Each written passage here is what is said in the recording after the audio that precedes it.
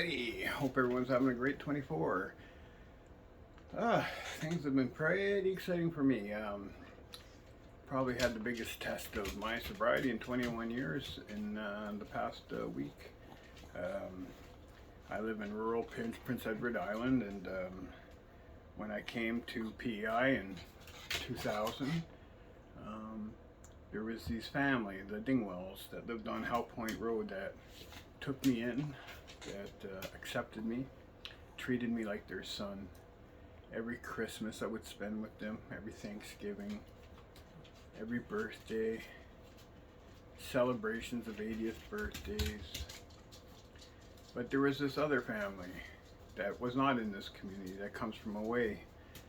They come from across the river. And Roy had approximately 90 acres he would rent, and this would pay off his property taxes every year.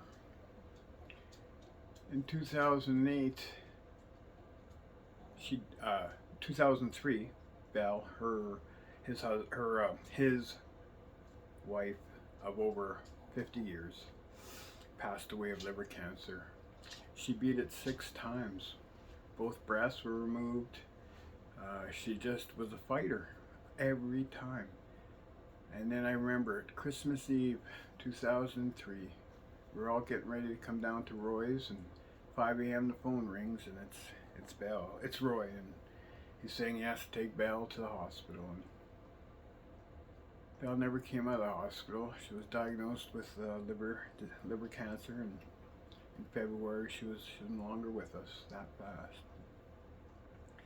I'll never forget Roy that night, and how brave and how stoic he was, and how much he loved his wife. He sat by her side constantly. So we decided, what are we gonna do? You know, Roy's by himself up there. Howe Point, we're in Montague at the time. So we decided to get Roy a rescue dog, Maggie. Oh, Maggie, oh my goodness. This dog was something else.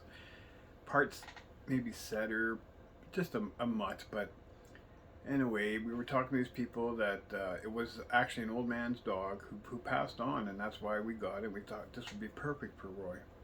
We brought Maggie up to Howe Point, and as soon as Maggie saw Roy, Barb, my partner, was flat in the ground. Maggie pulled so hard to get to Roy that she was dragged to him, and never met him a day in his life. They became inseparable. Wherever Roy went, didn't matter if it was going down to the gas station, cutting grass, whatever, Maggie was always there. Always there. And then one day, Maggie got sick. And she didn't get better. We came up and we seen Maggie. He was trying everything to get her to eat. We brought her to the vets thinking Maggie was not going to make it, and she was sick. So we called the vets, and she was a big dog, so we had a little bit of trouble moving her. And the veterinarians came out to 80 Howe Point Road together. Me, Roy, Barb, and the 2 vets sat there, and while Roy told his story. By the time he was done, we were all a blubbering mess. I never seen vets cry. I've never seen a vet cry putting an animal down. I mean, this is something they do, but Roy, yeah, there's something magic about him. So in 2008, we decided to go visit Belle down at the church cemetery. Trina was still here, and all of a sudden we heard this bang, and I looked up to the sky, and all I seen was this humongous black smoke. Actually, we were at Diane and Roger's at the time. We just came from the grave, and we're visiting Diane and Roger. We're in their driveway, which is probably 300 meters away from us. And I said, "Geez, Roy, that's looks like it's at your place." So we all jumped in the car and we ran over, and his whole home burned to the ground. The only thing he had left was what he had on his back. And it was devastating. But we managed to secure him a little trailer that we had to Me and Roy, 80-year-old man, put the flooring in. We did it together. We did everything together that summer, and we got his home ready. And he was back home. And he was happy. But during that time, what we didn't realize until later was the land rent wasn't getting paid. And so since the land rent wasn't getting paid, the taxes were not getting paid. So all of a sudden Roy gets a letter saying that if the taxes aren't paid, that his land will go up for tax sale. And we were like, what's going on? So Roy explained to us that the people that he knew for probably most of his life haven't paid him for over 4 years. Payment was made one day by, we'll say, WB. Came into the yard, paid him $500 of the $10,000 or whatever he owed, and then came back about 15 minutes later to borrow $300 because Roy was vulnerable at that time. These people are not community people. So the other day, I was walking up to Howe Point, and I guess these people don't like the fact that, I'll tell people, hey, this is what they did. I have no problem doing it. I should have no problem doing it, and I will have no problem doing it. They're the ones that did it. Why should I not say it? I mean, it's not my actions to hide. So as I was going up to Howe Point, this vehicle came behind me while I had my headphones on and nearly took me out. I mean, nearly took me out. I couldn't understand it, so I took my phone out. I started recording it.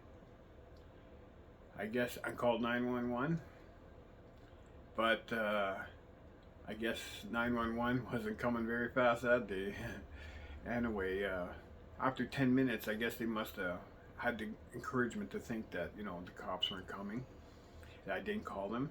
So he went and got his employee, we'll say, and we'll call him TC. Well, TC and WB both met right in front of me at the end of Howe Point while I was on 911.